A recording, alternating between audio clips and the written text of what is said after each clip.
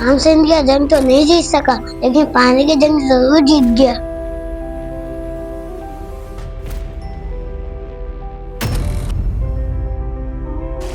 जरा सोचें, चंद दिन की बारिश और इंडिया के भेजे हुए पानी ने किस तरह सारे इलाके की जिंदगी बदल दी। जी हाँ, पंजाब में कुछ ऐसा हुआ।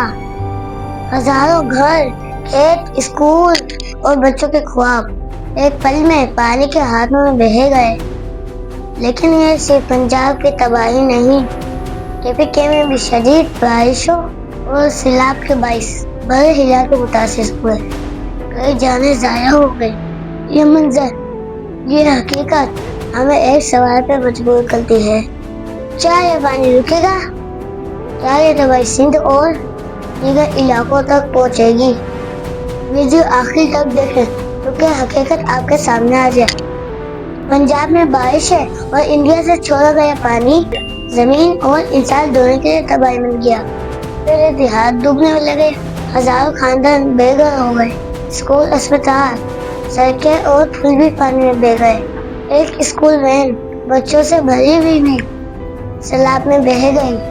केपीके में भी हालत संगीन है।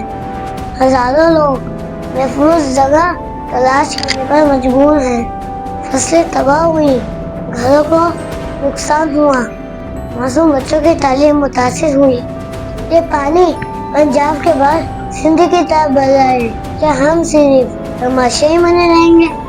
एक माँ अपने बच्चों को छत लिए खड़ी रही। पंजाब में तकरीबन 1400 देहात डूब चुके हैं। 2.5 लाख लोग बेघर हो चुके हैं। सैकड़ों स्कूल और अस्पताल बंद हो चुके हैं। बहुत से लोग हलाक हो चुके हैं और सैकड़ों जख्मी हैं। ये सिर्फ मौजूदा रिपोर्ट्स हैं जो कि मुसलसल बदल रही हैं।